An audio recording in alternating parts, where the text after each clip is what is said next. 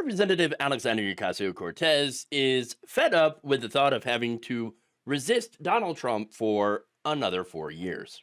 Sorry, it got a little intense here, but it's because we're 8 days out from an election and I'm losing my mind and I've got the little smoke coming out the top of my head. But get it together.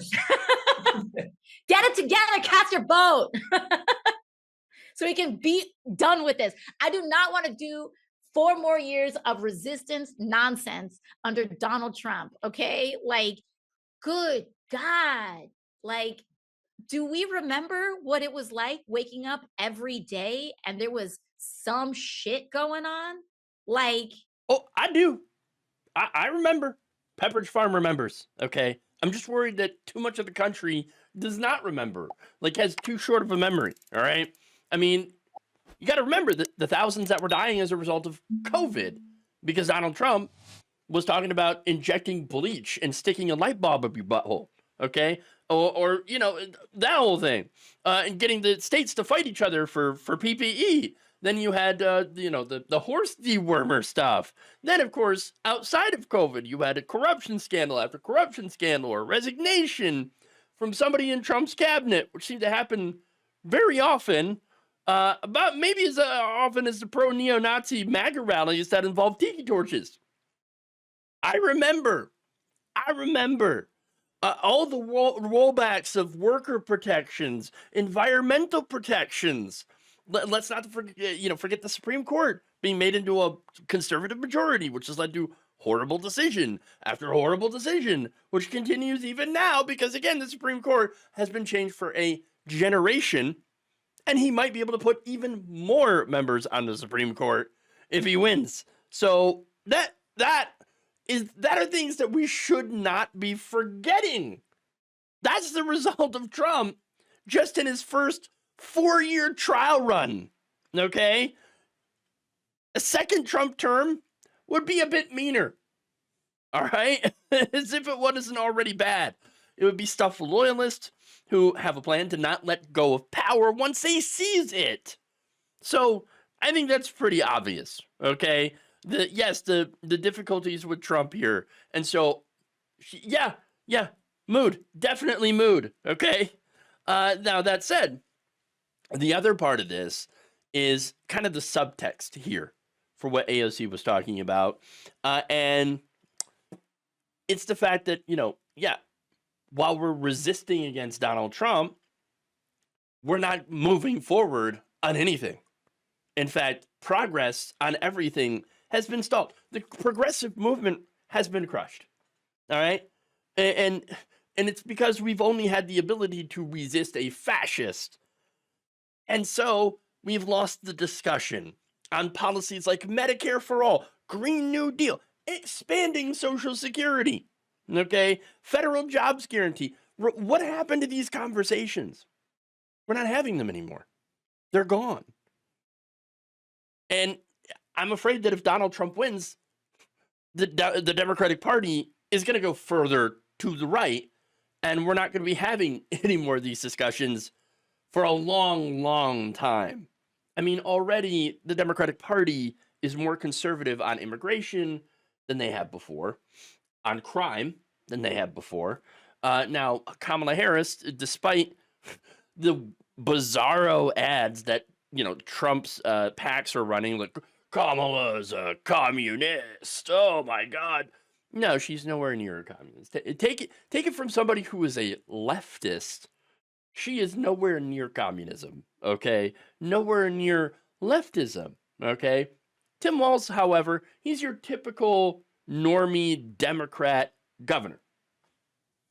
That's not bad. That's good. He signed good things into law. For example, universal free school lunches. If you're against children eating, you are an extremist.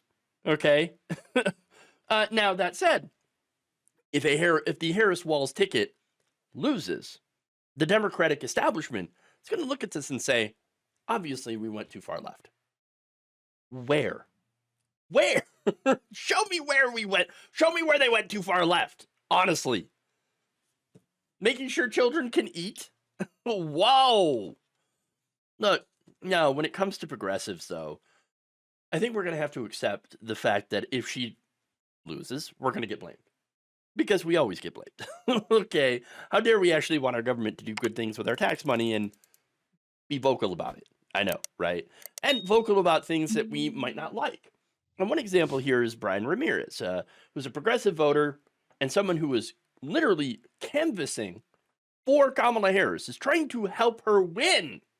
Okay. So he spoke to NPR and he's like, look, I'm going to vote for Harris. I'm canvassing for Harris. I'm helping her win. But there's some things that I don't like. He says it just hurts when she says, I'll have Republicans in my cabinet. Yeah. Or she's campaigning with Liz Cheney. Yeah.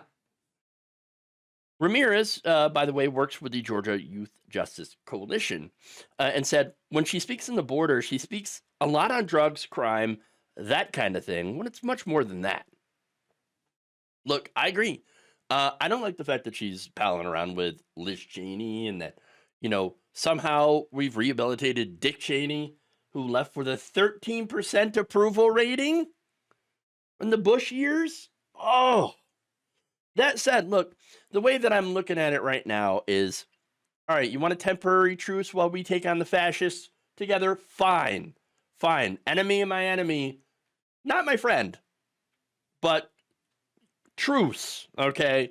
Once we've smashed the fash, we're going to get back to having real debates, okay? I'm more than happy to, once this is over, to go back to sniping at Liz Cheney, all right? For being an awful human being. But for right now, holding my fire and giving her credit where credit is due, where she is actually fighting back against the fascism. Okay? Now, that said, when it comes to having real debates, remember, we haven't, I was hoping we would have debates during the Biden administration, start talking about Medicare for all again versus a public option. Not even, have you ever heard anything about the public option since Biden became president? No, not at all. No. So we haven't had any of those conversations. And maybe it's because everybody expected Donald Trump to come back. All right. And of course he did. But the other thing is Biden, during that administration, Biden was chosen because of his ability to disarm and stop Bernie Sanders. Let's be very, very clear. Okay. That's what stopped there. All right.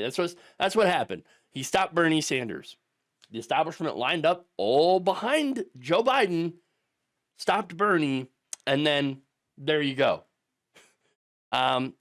Look, and here's the thing. Bernie Sanders is still out there pushing for good policy. You listen to him talk about what's going on in Israel/Gaza, and he's out there pushing for an arms embargo. You don't see any other Democrats out there pushing for that. Not really. Very, very few other ones. Outside of people like Ilhan Omar and Rashida Tlaib. That said, right? Look, he's no longer a powerhouse. Speaking of Bernie Sanders, Squatter doesn't really have a whole lot of power. The progressive movement has stalled out. There's no momentum there. There's no power. There's no momentum. There's nothing.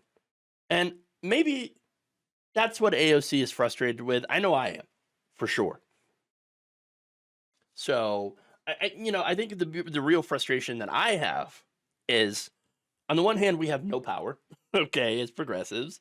And on the other hand, we're going to get blamed if Trump wins. Damned if we do, right? Damned if we don't. But at the same time, looking at the overall health of the country, obviously you can't let the fascists win. Okay. And of course, are we going to get recognized for that? For our contributions? Hell no. Again, we're really too small here. There's not enough people who identify as the left or as progressives to really make and plus it's more difficult to court us because we actually want things. I know. As far as teaming up with people like Liz Cheney, right now Republicans haven't really asked for a whole lot for them opposing Donald Trump. So I guess you could call that a little bit of a win because we haven't really had to give up anything. Democrats haven't. Still, it's not about recognition, okay? What it is, it's about stopping the country from going further down a very, very dark path. The path of Trump, fascism, etc. Thank you for watching. If you enjoyed this video, please like, share, subscribe, hit the bell icon in order to get notified whenever a new video is released. And if you want to support independent, progressive media through this difficult time where it seems like everybody is shutting down, you can become a member on our YouTube page, you can become a subscriber on Facebook, or you can go to my Patreon. It's patreon.com/Jeff Waldorf. Thank you.